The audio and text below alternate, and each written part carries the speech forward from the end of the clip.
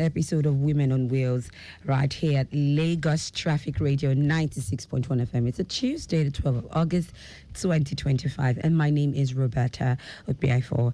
Yes, Women on Wheels is a special program and it begins at this hour from 7:30 and then wrap up by 8. I'll begin with the womanly quotes this evening. You can recognize survivors of abuse by their courage. Now, when silence is so very inviting, they step forward and share their truth so others know they aren't alone. Quotes from Jean McElveny.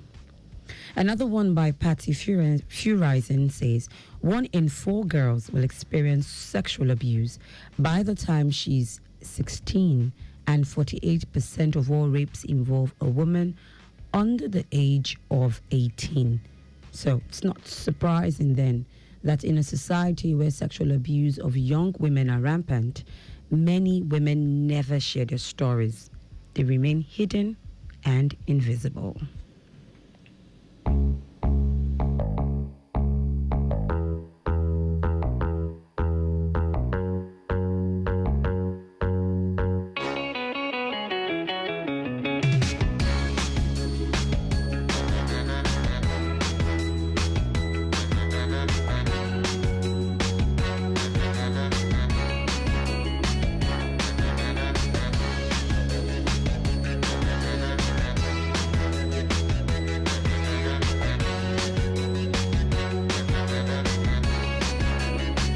Tonight, I have a phenomenal guest in the studio. Of course, female. You know, it's Women on the Wheels.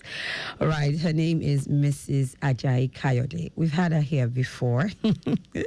Yes, and need I say she is very phenomenal. But in case perhaps you did not listen to the last episode we had when she was here, she is a legal practitioner, a child advocate, and child forensic interview specialist. She currently works as the Chief Executive Officer of the Chichiyara Organization, Child Advocacy Center. And tonight, she's going to be talking about 2 sensitive cases, domestic violence and child trafficking. She's going to be enumerating the lessons to be learnt, and what are the precautionary measures to be adopted in order to prevent these incidences.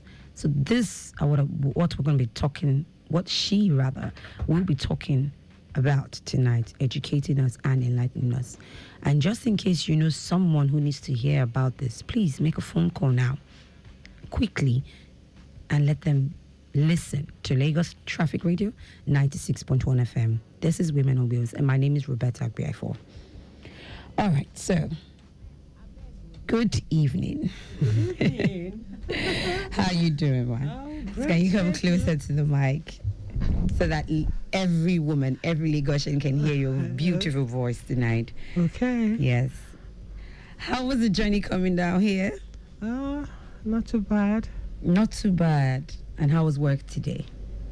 Oh, thank God. Okay. All right, because I know that a woman of your caliber and timber, let me put it that way, has a lot on her plate.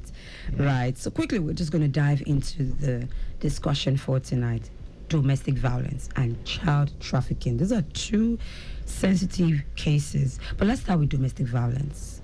You know, talking about it and then also allowing us to know the lessons that need to be learned, the precautionary measures to be adopted in order for those incidents, if at most, for them not to happen, if possible. So let's start with domestic violence tonight. Okay. Domestic violence is the act perpetrated in intimate partner relationships by a family member who believes he or she is more powerful or more important than the other partner, and he or she uses his influence, his might, his power to overpower the will and mind of the survivor, depriving the survivor of his or her fundamental human rights, like right to life, okay, right to dignity, right to freedom of association, right to good health, right to education. And the global statistics is such that 1 in every 3 women will experience domestic violence.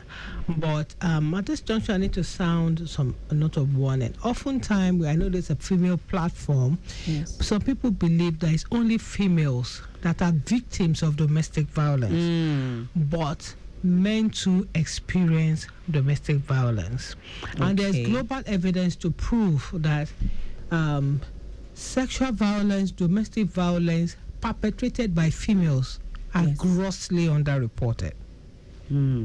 Yes. So, and I'll be citing some examples like physical assault. Yes.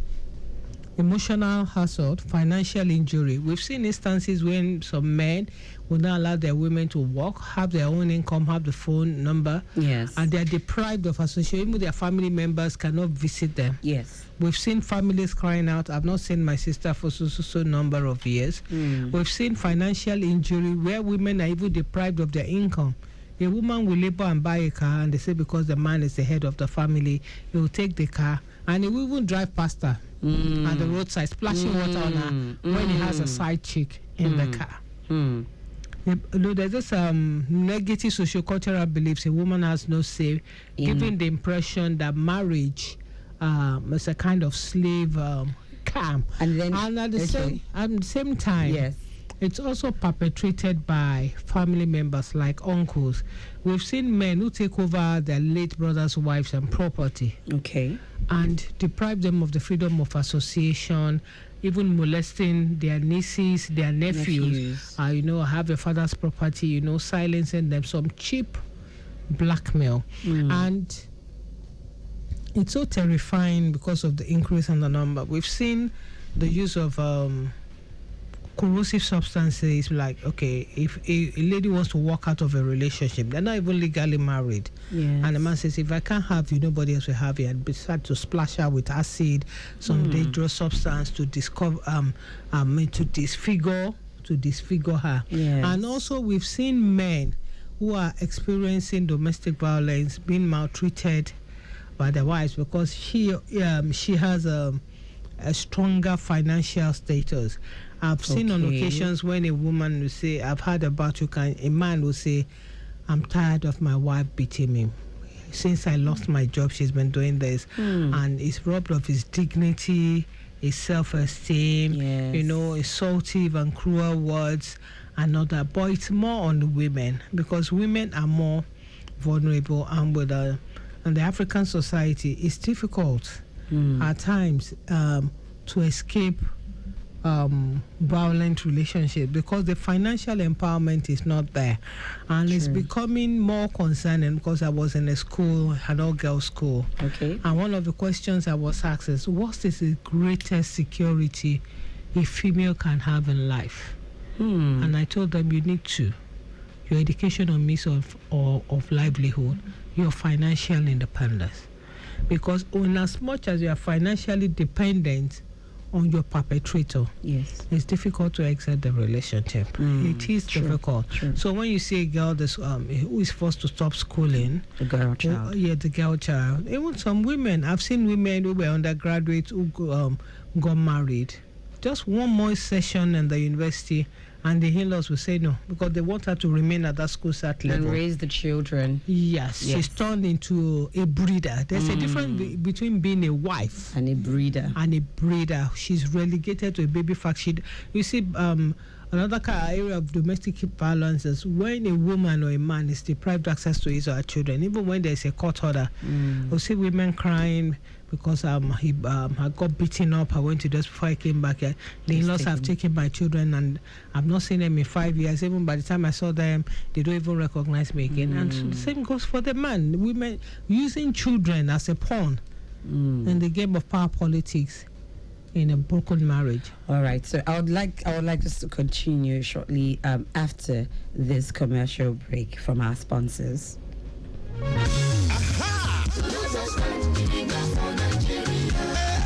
People follow others, then we choose Toyota. If not comfort and style, Toyota gets Amboku.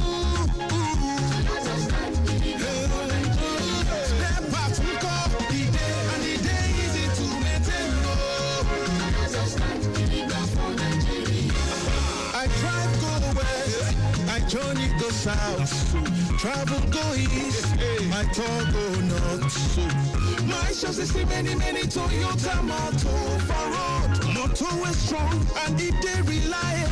Toyota.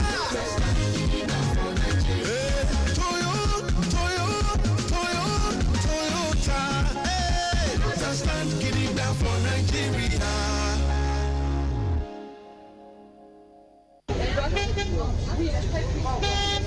This our market don't turn wahala o.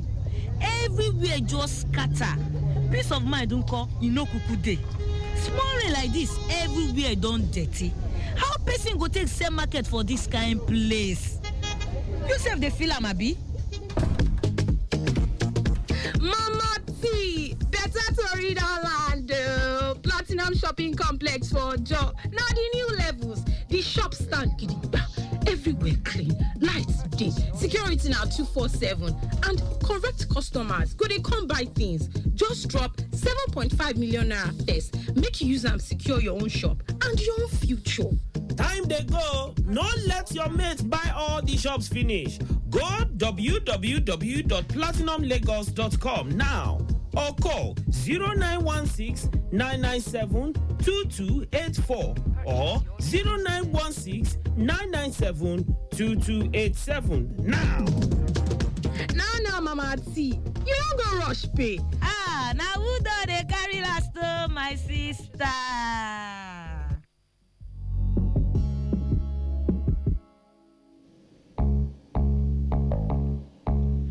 18 minutes to 8, still Tuesday, 12th of August, 2025.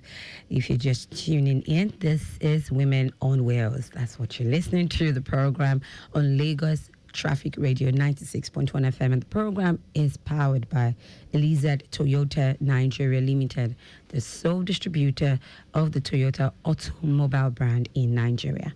Quickly, let me give you a traffic update. Yes, because of course, you know, this is Lagos Traffic Radio 96.1 FM. All right, let's see what our roads look like this evening, even at this time. Okay, so Ikorodu, beyond Benson, we're experiencing a slow-moving traffic towards Ikorodu interchange due to market activities and pedestrians crossing. Traffic towards Aleji on route Sabo roundabout is looking good, while journey inward Ilepo Oba is encouraging, despite pedestrians crossing and tricycles activities. Further movement towards Last Mile Yard Sawmill is perfectly free, but slightly slow at first gate due to pedestrians crossing and moving inward Jendor. Redeemed to Enyo filling station is fast moving one, but slightly busy on approaching Odogunyo corridor, and that's due to bus stop activities and pedestrians crossing. Traffic inward Ojubode is a slow one, while further movement to Ober's Palace is free. The return journey inward Ojibode is looking good, but busy towards Ladega due to tricycles activities. Now, further movement inward Unishigida is looking good. Area also calm towards Itukpate, Itumeko to Otaono corridor. Navigating inward Grammar School to Itamaga proper is a fast-moving one. Impediment is negative.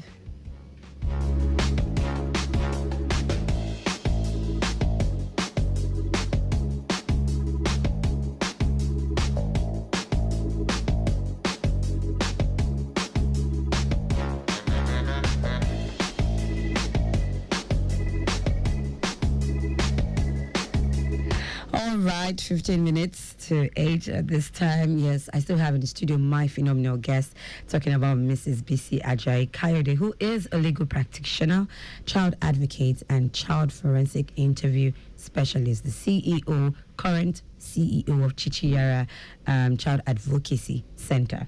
And we're discussing domestic violence and also talking about child trafficking. So, yes, you were talking about domestic violence, and let's talk about the lessons to be learned and measures that can be put in place in order to prevent this incident, and then move on to child trafficking. Oh, okay. Thank you very much. One of the things to be learned Yes. about domestic violence that it's a crime against humanity. Under our laws and policies, there's no way anyone is authorized to perpetrate the violence against another person. Okay. And even if there's no legal marriage contract and living together, you respect. Okay, yes. And oftentimes, because of our negative sociocultural and religious, well, I say principles, a lot of victims are suffering in silence, and some of them died before that. Domestic violence attacks contents for the survival of the victim. There's no way you can reach your full potential if you are in an abusive relationship. Constant exposure to trauma causes brain damage, and oftentimes the survivors lack support.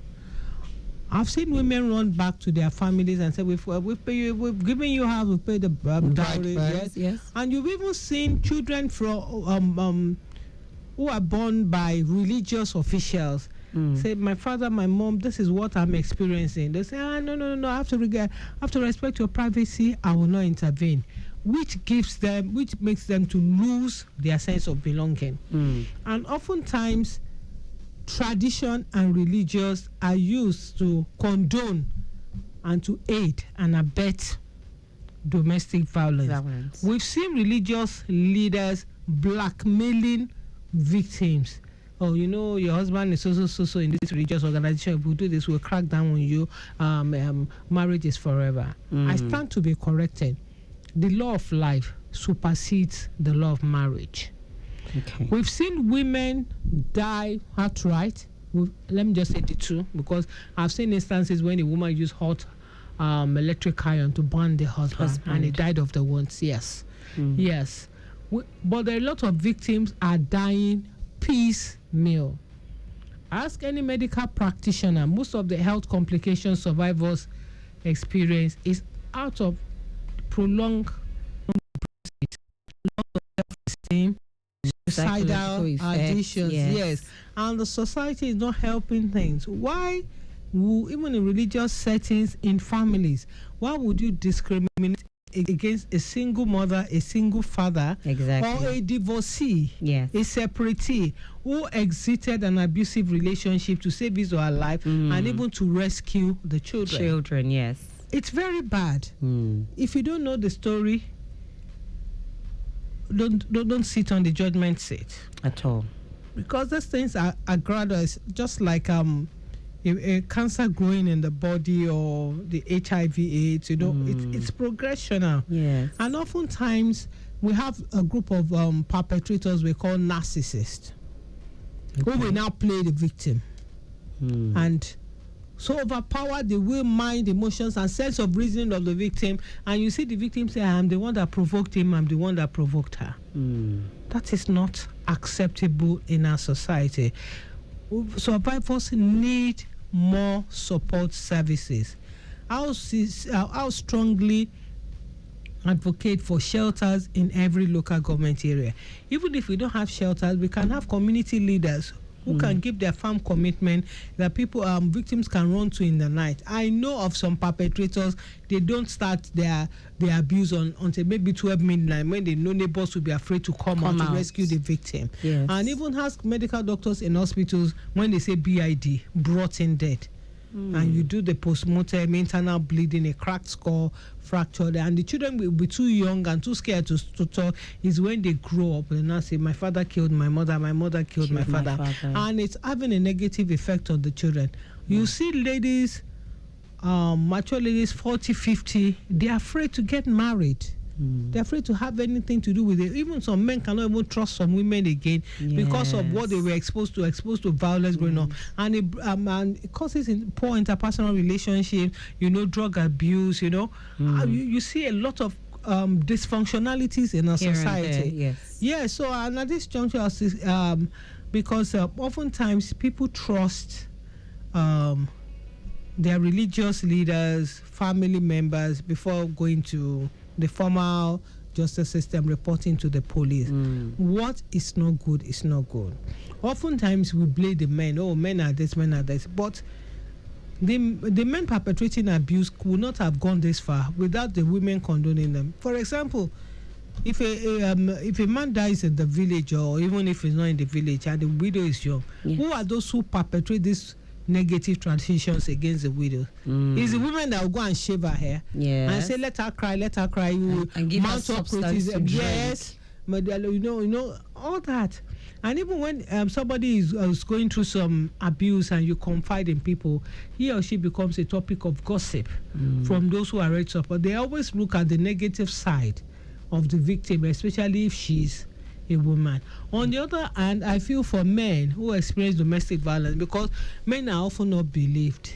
Because they'll say, my wife is doing this at home. They'll say, especially if she's regular in the religious setting, they don't want to see or she has her a very calm, yes, appearance. If a man complains, my wife is always in church, always in the mosque, she doesn't care for the children, they will say, oh, it's a devil, he doesn't want the wife to serve. And if we've seen settings where even when the woman is making money, she believes her money is for herself alone, and she overwhelms the man with serious demands. You see some men, they don't want to see their in-laws around, but they will be disturbing the man. My mother needs it. And at the end of the day, the man can just develop hypertension, and they have a stroke and die peaceful.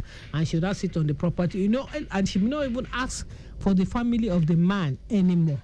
So sorry to cut you short. Now, I haven't said all of that. What are the precautionary measures that we can actually infuse to at least reduce this to the barest minimum? First of all, knowledge. You need to know the fact. What is domestic violence? Before you engage in any intimate partner relationship with anybody, like a late preacher said, respect is a function of love. If you are not treated with respect, of course, we know some of these people, they will camouflage it. But I'm not a psychologist. But don't rush into any relationship, because even if it's pretending at the beginning, the signs are always there. Even if it's a day to the wedding, and you discover you are not safe with this guy, you are not safe with this woman, it's better to endure the shame of the break.